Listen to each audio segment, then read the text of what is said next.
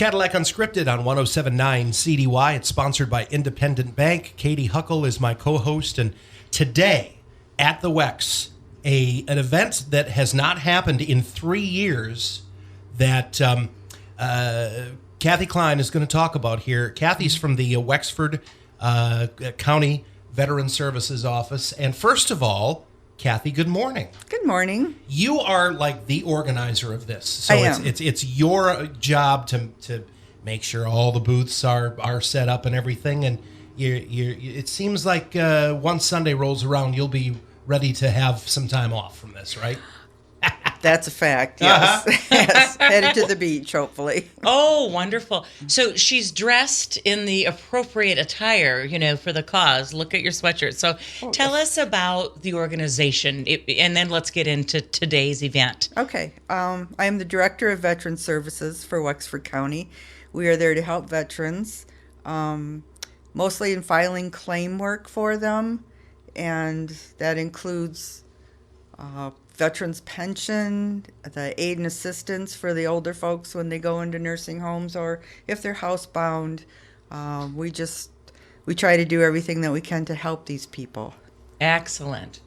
How long have you been in your role? Almost as director since the first of the year, but I've been at the department for almost 3 years. This is a desperately needed agency, isn't it? Oh, yes. Yeah. And there are veteran service offices in every county in the state, or just about every county in the state, and people don't realize it. Mm-hmm. Is that something relatively new, or is that No. has that been the case for many years? No, this office has been here. It used to be soldiers and sailors. We went to veteran service offices in, I think, 5 or 6 years ago. Mm-hmm. But soldiers and sailors has been around for a while. In the bigger cities, it's been there for many, many years. How did you end up in the office? I saw an ad in the paper. Oh, okay. And I applied. Uh-huh. Okay. So But you have a passion for serving veterans. I have passion for serving people. So I'm Okay. a retired police officer from Cadillac. Oh, boy. And so it's been pretty much a lifetime of service. She could tell us some stories, Rich. Yeah. I can, but I won't. When Not did now. you retire from Cadillac Police Department? In the late 90s. Okay. So can I ask you, and then I want to get into why today is so important and why you want to see big crowds out at your event. If someone today, because you've been at this a while, was thinking about getting into law enforcement or the military or serving their country, what would you tell them, Kathy? I would tell them to do it. Okay. It's a very rewarding occupation. Right now, it seems, especially for police officers, it seems a dangerous time for them, but there's such a need for them. Absolutely. There's a great shortage. Mm-hmm. It's a lot different now than when I was in. But yeah, it's a good career. And the Excellent. military is too, and there's so many benefits for Right. people if they stay in, if they retire. Right. I mean, they could go in at 18 and work 20 years and come out and do a whole nother profession and get 2 retirements. Excellent. So Those are important things for us to share with our young people because we're seeing pensions less and less these Yes. days. And so, there's a reward besides, a fulfilling career and Yeah. enjoying the job. There's a reward for this type of service. yes, and then if they retire, they get health care for life. Mm-hmm. And just important things that young people don't think about anymore. Absolutely. So about today, first of all, welcome back to, your venue and Yeah. throwing this. I think the community has missed it. And so tell us what you're doing today. Well, it's a big expo, the Military Veterans Expo. It's for veterans and their families or people thinking about going in. We have recruiters here. We have everything from health care. Like I said, recruiters. We have recreational activities for veterans, such as hunting and fishing trips that they book and go on. We have a woodworker here that has programs for veterans, so that would be something fun to get into. Just something to take their mind off of any troubles they might have, and something fun to do. But there's all kinds of things. There's, people there to help. There's 7 different counties represented. Their veteran service officers will be there. There's going to be employment opportunities, and there's just all kind. Well, 84 different booths we have. Oh my goodness. So, and we serve lunch too. Well, what's on the menu? Yeah, for free. Yeah. What is on the menu? Pulled pork and homemade macaroni and cheese. Oh boy. And I think there's some sloppy joes too. Sounds like a picnic. It does. Yeah. Comfort food right there. Yeah. Yummy. Oh, It yes. certainly is. So, we were talking just before we went on the air. This hasn't happened in 3 years. Yes. This is 2019 was the last one. Yes, Obviously, that was- COVID in 2020 knocked it Yeah. out. Weren't ready to get back together as a group in 2021. So, have you found? You just mentioned 84 vendors. Have you found people knocking on your door and saying, "Let me in. I want to be part of this"? Every day. Yeah. Every day I get emails and phone calls, and we had room for 72 booths, and I had to come up with more room because there's so many people wanting to serve the veterans. That's wonderful to And- hear, because I will tell you, on the trade show front, when you talk to folks that run trade shows, they're having a struggle filling up their booths. Yeah. So how wonderful to hear folks want to support veterans. Oh, there's so many. There's so many. I hate to turn them down. Right? That's why it seems like I have some hanging from the ceiling, just to make room for everybody. I heard you mention that there's going to be recruiters there. Yes. So my initial thought was, okay, this is an event that's designed for current or former military people, current or former soldiers, but you're going after even high school students and up for this event. Yes, yeah. We have posters, our advertising posters, in all the schools in the area. And we're hoping that if the kids, boys and girls, if they don't know what they want to do, come on out and talk to the recruiters. Absolutely. maybe- And maybe to some of the veterans, if Yes. they're going to be there, Yeah. about their experience. Yep. And I think that's good timing, because right now we've got hundreds of area kids who are going to graduate. Some don't know what they're going to do. Mm-hmm. It's perfect timing. Tell me the reason why it happens in May. Is that by design, or did that just happen to be the best month to do it? The first one we had in August, and we didn't have any young people at the event. And so we decided that we wanted to have it while school was still going, so we could get the posters in the school and maybe get some of the kids interested in it. So that's why we moved it. Great. And think about it. If graduation looms near, and if you don't know what you want to do, and you're thinking, why would I go to college if I'm still trying to decide, this might be something to take a look at. Yeah. A friend of mine, he was a young man. He graduated 2 years ago, and he's an Army Scout now. But he knew that he wanted to go in, and that's the job that he chose. And that's like one of the most dangerous jobs. He goes out first, but Yes. he's doing it. So I'm Wow. very, very proud of the man. Mm-hmm. So Let's talk a little bit about serving, because there is a misconception out there that if you sign up for the military, if you sign up for the Army, the Navy, Air Force, things like that, you're automatically going into combat. That's not true. There are so many other supporting roles Yes. that folks can sign up for in the military. That's a fact. There's everything, and there's different things now, like the Space Force and the cyber part of it, where you don't have to go. And it was, in fact, I was at Camp Grayling on Monday, and the tour guide was telling us all about. He was a master sergeant, and he was telling us all about the cyber end of it. And I thought, wow, if you're good with the computers, that would be such an interesting profession to go into. It was amazing to hear him, the things he was saying. Interesting, Kathy, because I'm mentoring a young woman, and she recently asked me about a future in cybersecurity. Oh. And of course, in this area, I didn't know much about it. So we might have to connect you and figure out who she can talk to Yeah. and that kind of thing. Ever come down and talk with one of the recruiters? Sure. The man I was speaking with, he was with the National Guard. Mm-hmm. So, but I'm sure there's computer or the cyber things in every branch of the service. It's really big now. Oh, absolutely. Question for you, because I think there's just this blanket of gratitude that communities want to wrap around their veterans, but they don't know how. So is it appropriate to say to somebody, thank you for your service? Oh, absolutely. Okay. Yes. What are other things that those of us who haven't served should be doing if that's the sentiment for our veterans? You know, there's a concern about high suicide rates with veterans right now. Yeah. And it's heartbreaking to hear about. And so when you're on the outside looking in, you're thinking, what should I be doing? Any thoughts on that?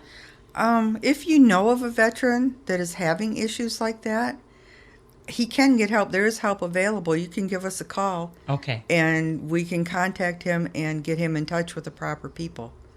In fact, we have a counselor at our office. He's in there 2 Mondays a month, and it's totally free for veterans. So good to hear about Yeah, these and he services. specializes in PTSD. So it's the people are out there to help. It's interesting. I have my uncle who passed away last year was a Vietnam veteran, and my godmother's husband is also a Vietnam veteran, and my uncle never talked about his service. Was never. I think he pushed it down and never talked about it. Now my godmother's husband. He has a shrine to his veteran service. He has a man cave, and he's got pictures and photos of all of his service and folded up flag and all that, and just tons of mementos from his service in Vietnam. So not every veteran comes back. It's not one size fits all. Oh no, Yeah. You'll find a lot of the Vietnam vets, they don't want to talk about it. They don't want to relive what they saw over there or what they had to do.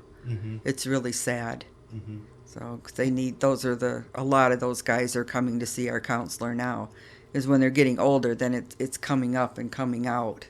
Right. And it's very difficult for them. Well, as life slows down, you have more time to reflect. Yes. And I'm so happy to hear, Kathy, that you've got professionals on this. Yes. And that they're not alone. No, they are not alone. There's so many people out there to help. Good. So That's they great. they just need to contact us. Just a phone call or walk in the door.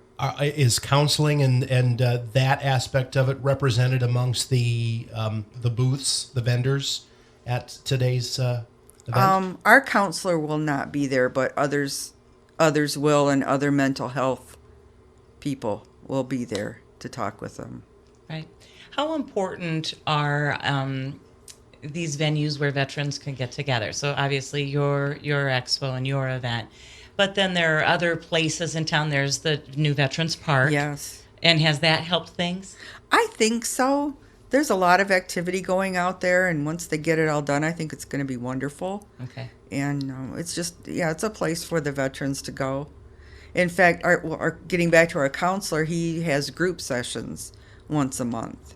And his last session had 11 people in it.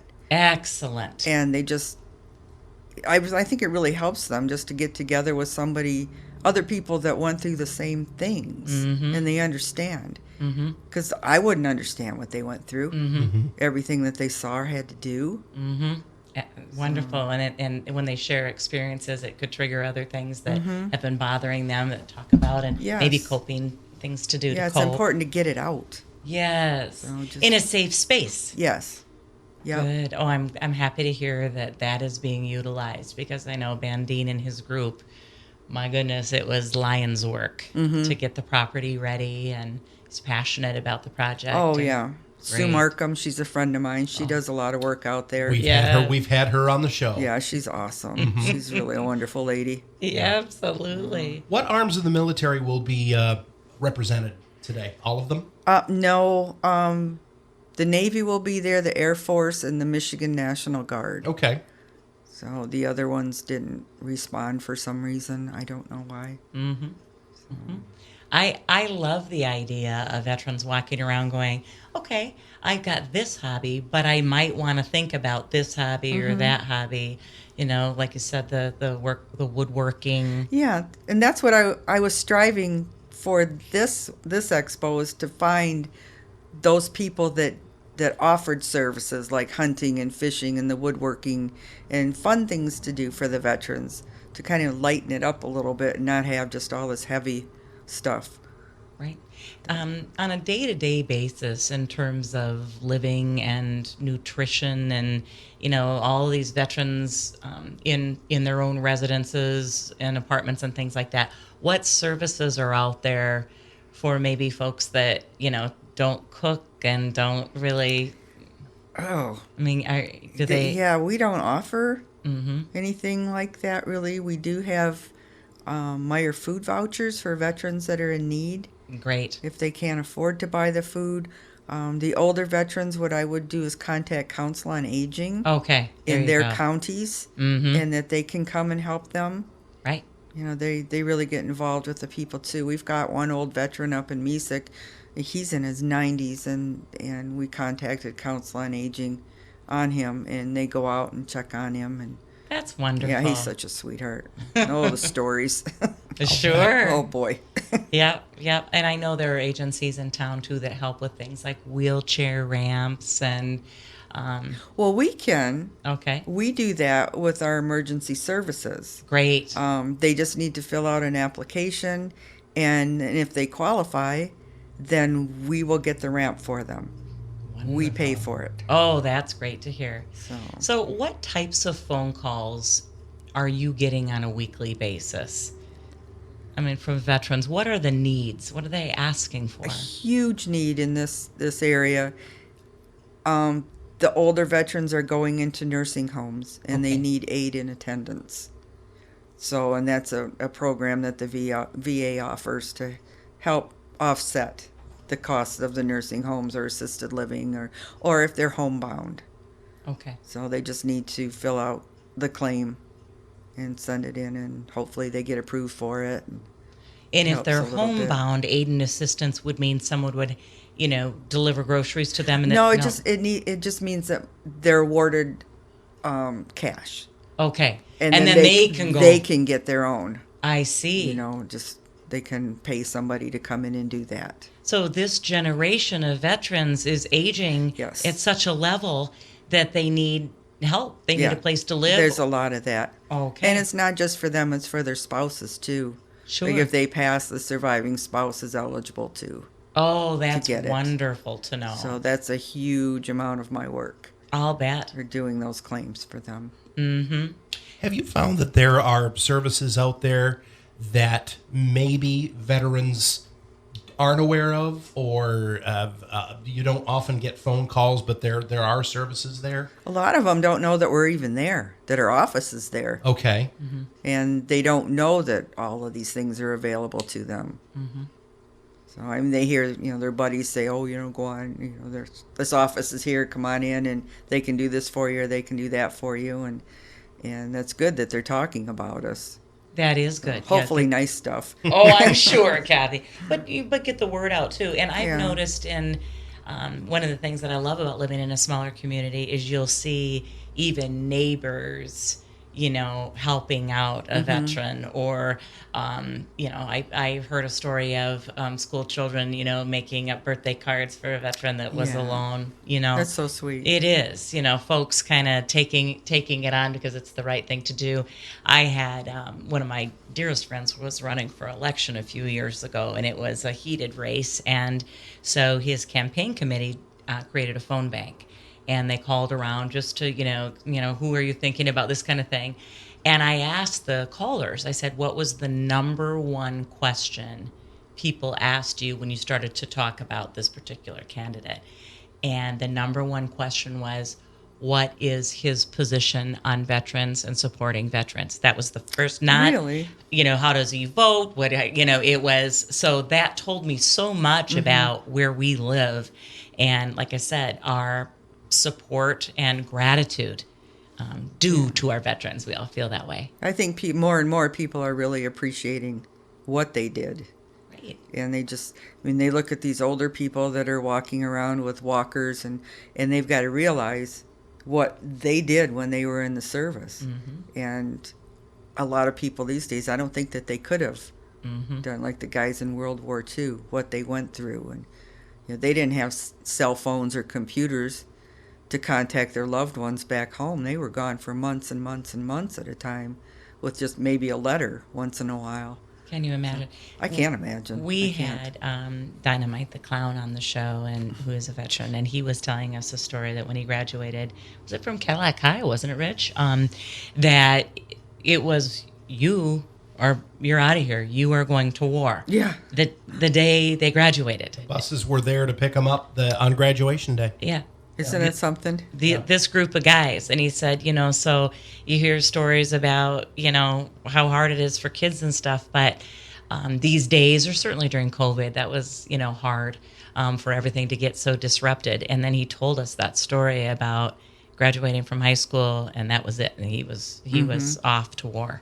Or when they had the lottery years ago, and they drew their birthdays. I was married at the time, and my husband came up as number 9. That's when the Beatles song number 9 was popular, and he was number 9, and he was gone. Isn't that something? It's like, oh, geez. And what branch was? He was in the Army. Okay.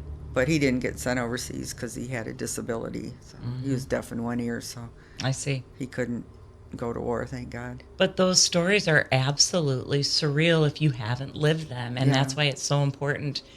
That the legacy lives on, and of course our veterans currently, our soldiers serving, but also our recent veterans, we've got to be ready to listen to them too, don't we? Oh, yes. The Gulf War veterans, now they're having a lot of issues from the burn pits and, a lot. So, and it's all coming to light now, and it's not a good thing. It's heartbreaking. And the whole idea is behind this expo is you have people who are going to be vendors who are helping them cope in a significant way, right? Yes. Yeah. That's important.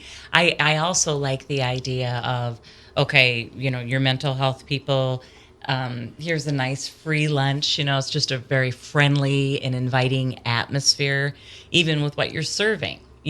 Pulled pork, mac and cheese. This is America's food, right? It is. And then on your downtime, here are some hobbies, some healthy hobbies that you might want to look into, and we can help support those hobbies and underwrite them, it sounds like. So, you're doing important work, Kathy. This is being billed as the second annual, even though it's been 3 years since we had one.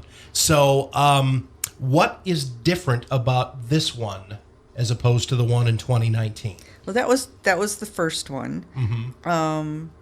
This one we have a lot more people, our vendors coming, than we did at the first one. And I don't know, I hope the first one we had nothing but good comments from the vendors, from the attendees. So I'm hopeful that this one will be as good, if not better. Well, I think more vendors is an indicator you're going to have more people attend. I hope so. And I would also say, I think there's a message out there that veterans could use support right now, more so maybe than there was 3 years ago. Is that fair to say, Rich? I think it's fair to say. I think, like the rest of the population, we've gone through a pandemic between 2019 and 2022. So there's a pent-up demand for having services for these folks, right? Yeah, people want to get out and they want to reconnect and just socialize a little bit. Yeah, right. See your neighbors and see other folks in the community. Have some fun. That's right. So if money was no object, if someone was going to write your organization a great big check in the month of May, what would you do with the money for your veterans? I would donate some of it to the Memorial Wall project at the courthouse. Okay. Because that is, World War II is going to be revealed on the 26th of May. Okay. And it's costing thousands and thousands of dollars to get that project done. We have 42 veterans that were killed in action in Wexford County that are going up on that wall. Incredible. And then we still have World War I, and so far we found 17 that were killed in action from this county. I don't know what I would do with the rest of it. Maybe I heard a program up in Traverse City Scott Herzberg, I heard him speaking the other day. He used to work at NMC. He had a lot to do with the veterans there. They're trying to start a community of affordable housing for veterans up there. And I think that would be an awesome thing to start down here. Sure. If I had unlimited supplies. It would just be affordable little houses for veterans and their families. Around one another. Yes. Yeah, it would be just for the veterans. Yeah, nobody else could buy. So I've seen other communities like that, and I just thought, wow, that is so cool. Really neat. You just mentioned something that brings up a question. So 31, you said, from World War II that are going on that wall. No, 42. 42. 42. And 17 from World War I. So far. How is that research being done? How are you finding that information? He's a county commissioner, and he is the chair of our Veterans Board, Gary Taylor. He has been working relentlessly on this for 5 years. So the Gulf War is done. Thank you, Gary. Yeah, it's amazing, the research. It's unbelievable. The Gulf War is done. The Vietnam War and Korea Wall are all done. And now the World War II is going. And then Greg down at Brinks, he's been the one making all the shadow boxes. And if you haven't seen them, go up to the courthouse. They're beautiful. Greg does fabulous work. I was just going to say, if Greg is going to touch it, it's going to be perfect. Oh, yes. Yeah, he is an angel.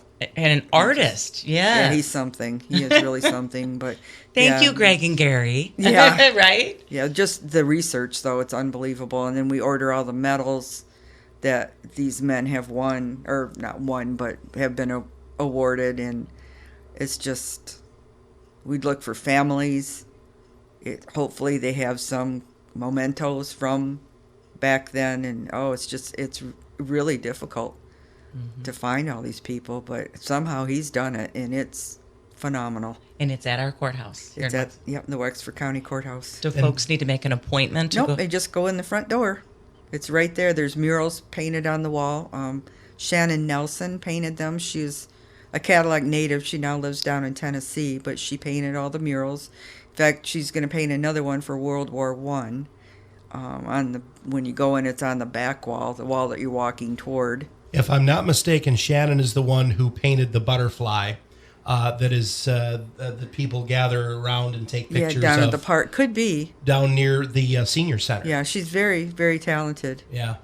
So. Well, let's circle back on this again and give the time today at the Wex and why people need to go.